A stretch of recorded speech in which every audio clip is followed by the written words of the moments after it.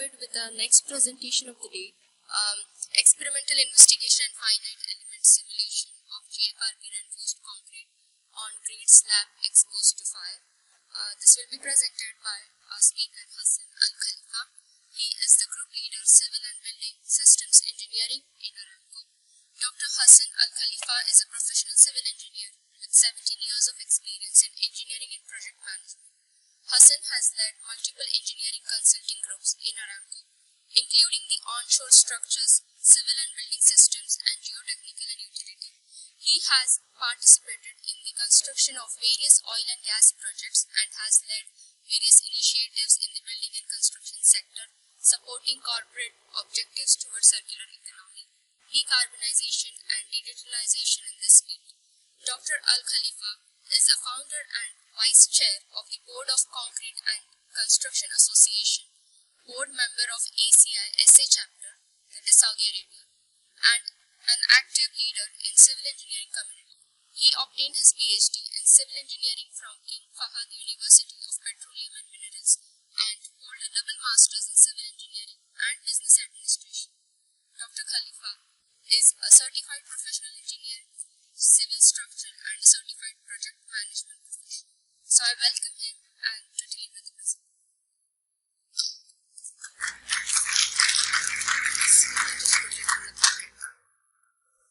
Good afternoon, ladies and gentlemen. Thank you for being here, and thanks to Next team for giving me this opportunity to share the research we are doing on GFRP reinforced concrete exposed to fire. On behalf of the project research team, Dr. Kalim Al-Rahman is with us today, Dr. Saeed, Engineer Yusuf, Engineer Sami Abdul Jabbar, and myself. I present the outcomes of our research on progress about testing reinforced concrete, experimental work, and finite element simulation using multi-physics commercial software to simulate the fire damage on concrete. This project was funded by Saudi Aramco and executed by the Research Institute at King Fahd University. So, the need started because we need to construct a more sustainable infrastructure. So, corrosion is a problem when it comes to steel reinforcement, especially for structures that are built in a harsh environment like the Middle East, humidity, salinity, and high temperature, all the ingredients for corrosion. Deterioration, especially in infrastructure for oil and gas, which are in many cases also exposed to more aggressive environment, marine structures exposed directly to the environment. And because of the annual costs associated with corrosion deterioration, a need emerged for using materials that are more sustainable, more durable, and this led to the Saudi Aramco adapting or pushing toward use of GFRP rebars as alternative to steel and reinforcement.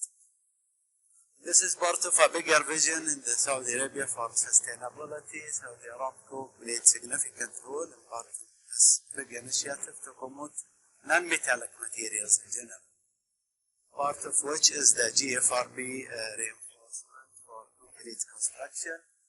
And a notable achievement in this was the construction of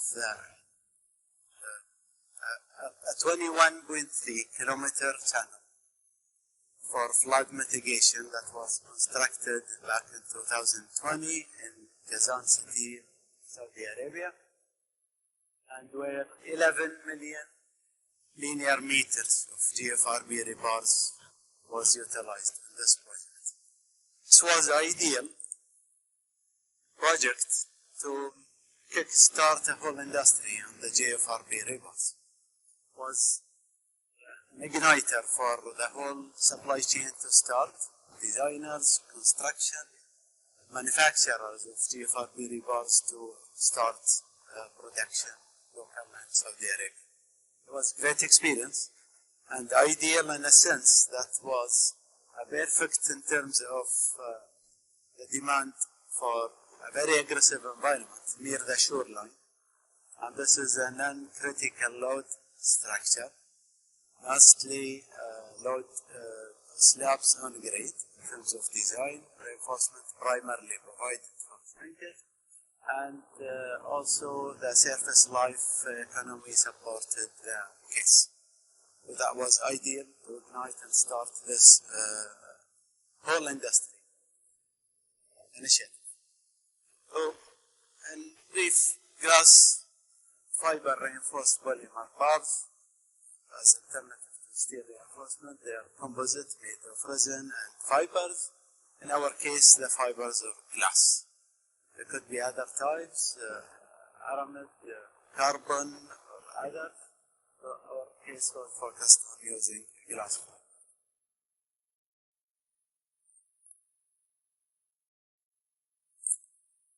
And metallic glass fibers are also gaining popularity worldwide and more acceptance, international, more development, codes, design guides, experience, used in many applications, including bridges, foundations, marine structures, pavements, barriers, and piers. They may be higher initial costs, but when we look at the life cycle, how much we save in the future, reducing maintenance and rehabilitation and interruption to operations, it makes a case in terms of economy. Advantages including high strength, corrosion resistance, easy handling, lightweight construction. Though there are limitations, and we'll come soon to talk about it.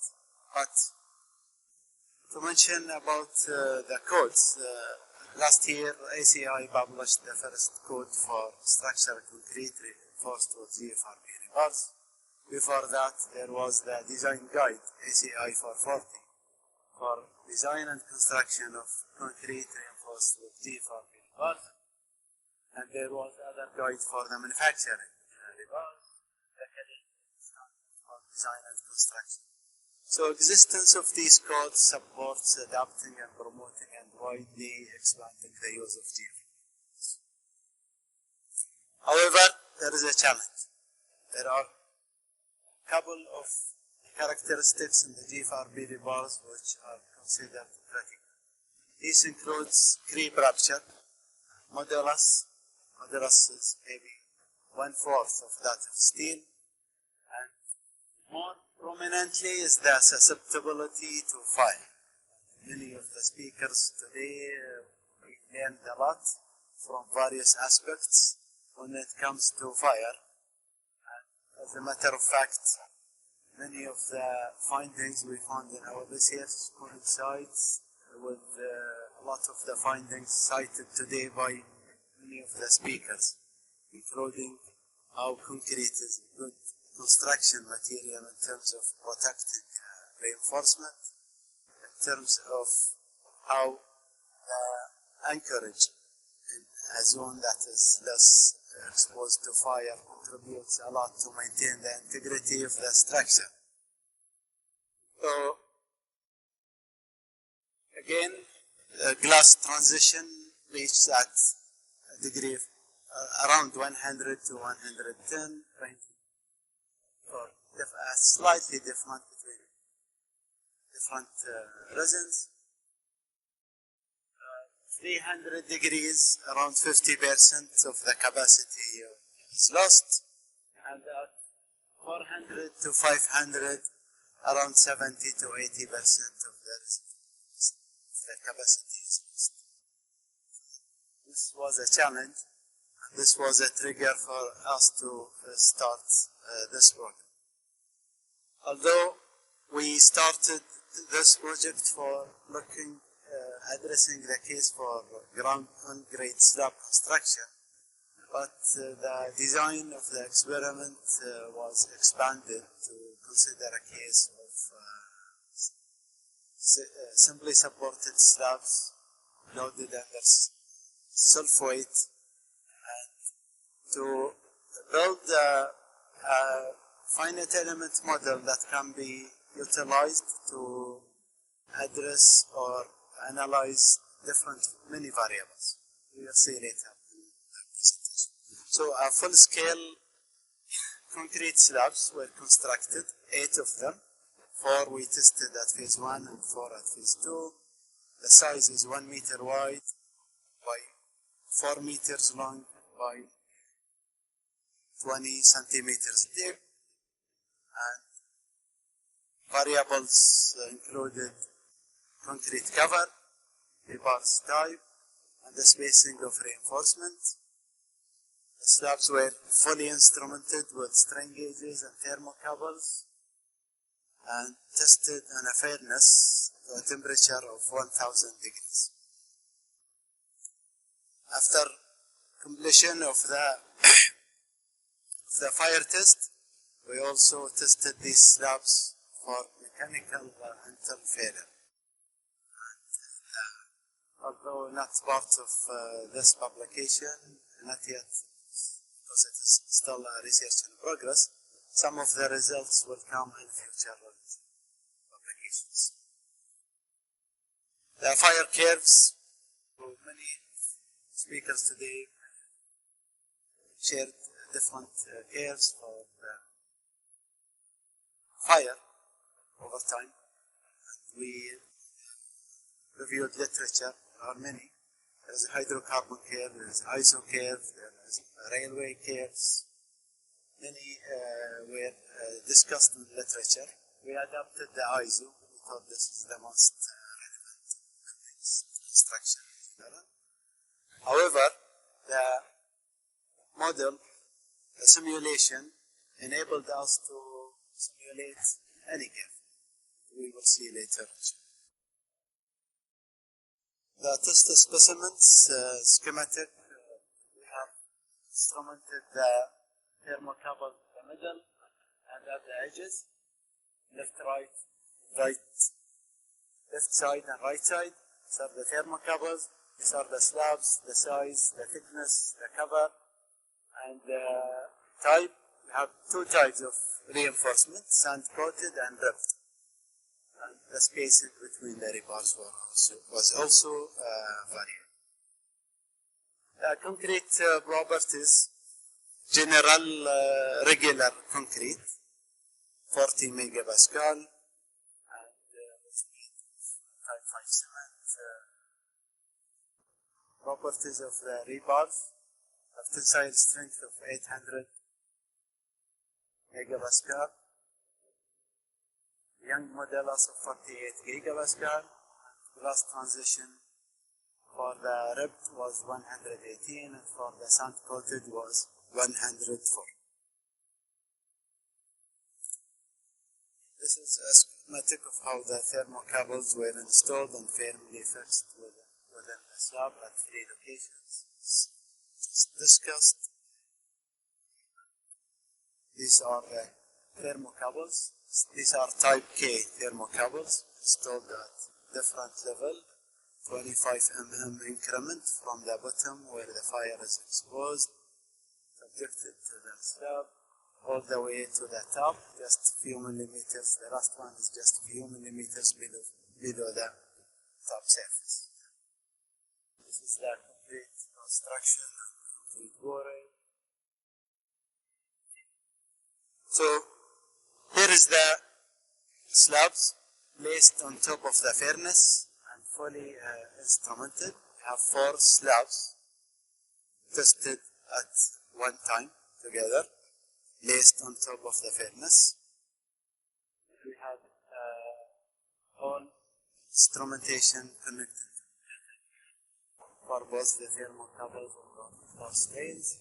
We had a laser displacement sensor on the top to measure the displacement for measuring the deflection. This is an internal view of the slab from inside the furnace. The furnace is fully instrumented with thermocouples and pressure measurement gauges to make sure. This is how it looks from outside. This is the view of the furnace itself to control the temperature uniform within the furnace, the whole furnace. To follow exactly the fire. One notice, although these slabs were cured and left for 3 months to test, when tested the fire, we noted water dominating is coming at the edges of the slabs. One note, also steam evaporating from these slabs was coming up from the top. Some cracks were formed, parallel cracks, micro cracks at the edges. This is after 2 hours. After 2 hours of fire. From inside, at the end of after the 2 hours, we noted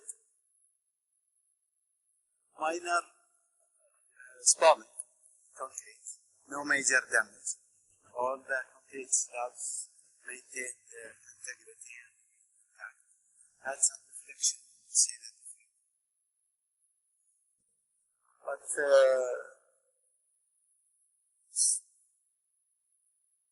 these are the spalling. They are random, scattered, distributed throughout the slabs, but generally the slabs were intact, no major damage, no cracking.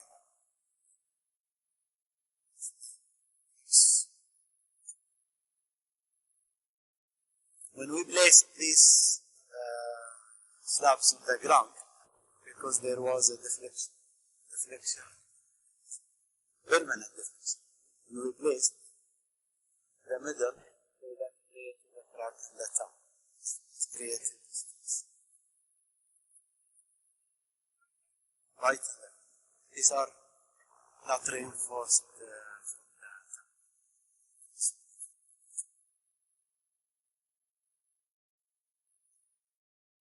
We also tested this up to failure. Surprisingly, great amount of residual strength was found in these slabs.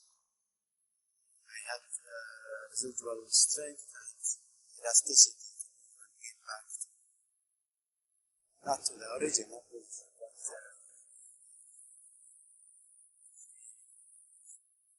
great amount of residual capacity was there. This is how the rebars looked like after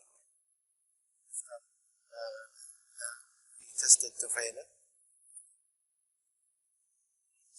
Ripped.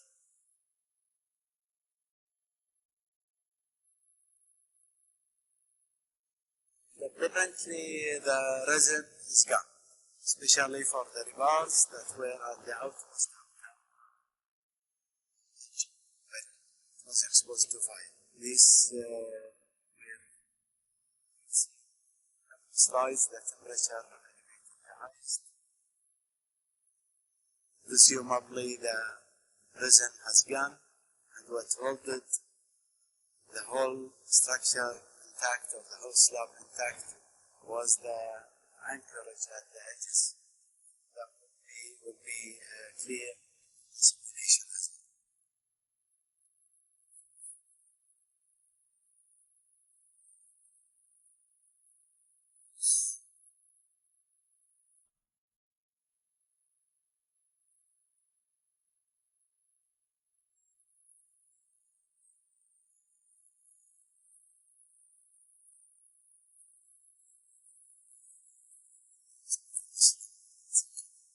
These are the thermocouples readings from inside the furnace, showing pretty much uniform, simulating the ISO curve.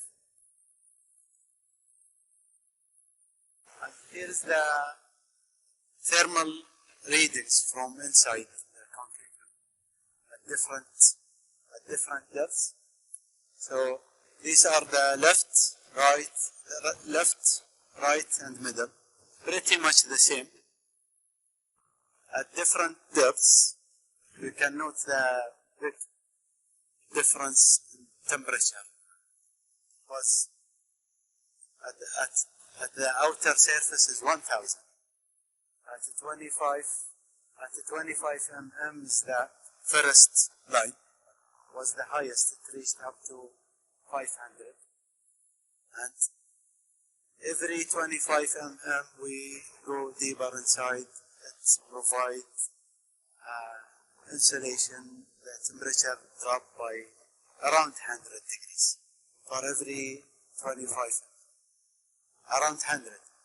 At 10, at a depth of 10, we almost maintained within the details. So it provided protection for the bars to remain within the glass transition.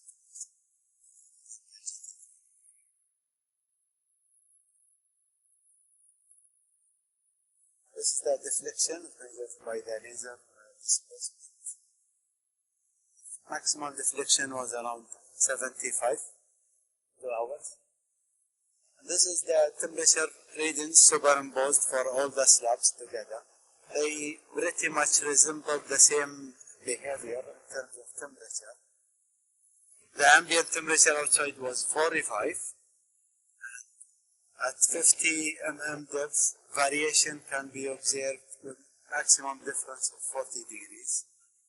We noted a jump was like about 10 to 20 minutes.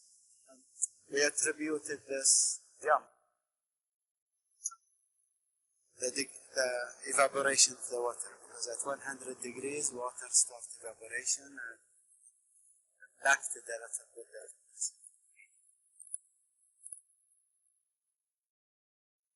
The maximum temperature at mid-depth is between 80 to 100, while at 150 millimeter depth and at the top of the slab, it was in the range of 40 to 65. So overall, concrete cover played a major role, significant role, in reducing the temperature. Though it was 1000 outside, every quarter, every inch, or 25 mm, greatly reduced the temperature. So that provided protection. We look at the furnace temperature, on average, was 7% less than the ISO curve. This is the ISO curve. This is the average for the furnace gauges. And this is how the hydrocarbon curve looks like. It's sharper at the beginning. At the end of the 2 hours, it's very close to the ISO. Deflection resembled pretty much close for 3 of the slabs, except one was an outlier. I thought that was a boundary condition caused this to be a bit different than the others. So, going to the finite element modeling, a model was constructed using commercial software, Abacus. It's based on multi-physics. You have to couple heat transfer analysis with mechanical analysis to simulate the both temperature gradient within the concrete, distribution of anchors, and damage. Properties were for both concrete and GFRP rebars were defined. Convection, radiation, mechanical properties, thermal heat transfer properties, and the ISO curve 834 was also simulated. This is how elements were defined within the finite element. For slabs, solid homogeneous, rebars was a wire. both assembled together and they glued.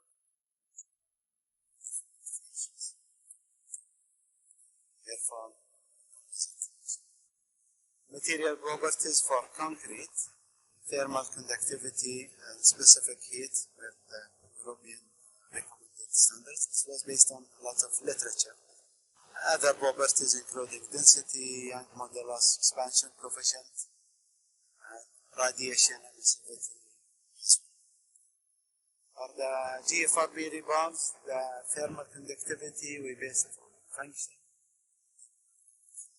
literatures we reviewed, and for the specific heat. The model was calibrated based on one of the tested slabs and then applied across the board for all the analysis we had. Captured to great accuracy the same behavior, the different variations in the cover and the spacing and the other, the hydrocarbon curve.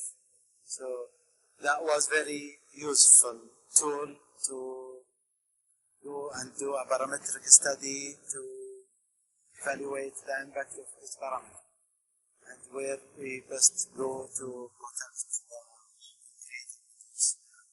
impact of the damage. This is the contours from both the temperature at the surface, temperature within the body of the concrete, temperature in the rebars level. And this is what confirmed the fact that the support or the anchorage, what kept these intact, was at this area was not exposed to fire.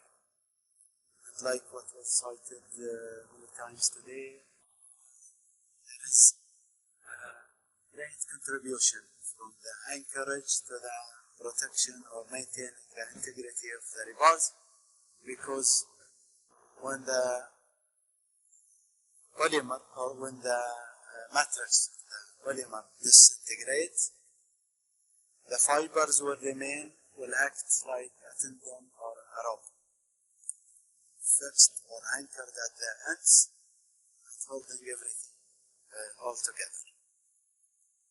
And also this is the analysis for the definition. In the future we plan to extend this and include mechanical. The results for the temperature resemble great accuracy those we measured for all the slabs at different cover depths.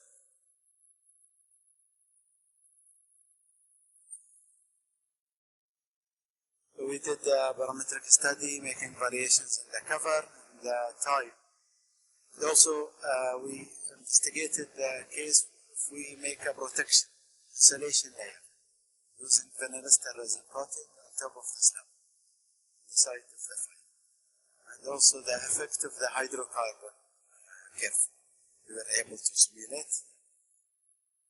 The cover is one of the most influencing factors when it comes to increasing the cover from 25 to 100 degrees, increased the time it takes to reach GTT from 12 to 80 minutes. In order to increase the fire rating of the slab, the cover of the GFRP bars can be decreased to acceptable economical extent, not forever. Interestingly, this 1 mm protection layer of vanilla was able to increase the time it takes to reach the GTT by 2 to 3 times. The case of 50 mm cover and 70 mm cover, respectively. We are able to get this as part of the simulation. The hydrocarbon fire curve is rapid increase in temperature. You can see we simulated this, the slabs, how the temperature increased more sharply at initial. So to conclusion, finite element simulation accurately captured the experimental response of GFRP pulse force concrete slab in terms of heat transfer. The tested slabs reinforced with GFRP bars sustained the 2 hours of fire testing with great maintenance of its integrity without major damage, partial localized spalling.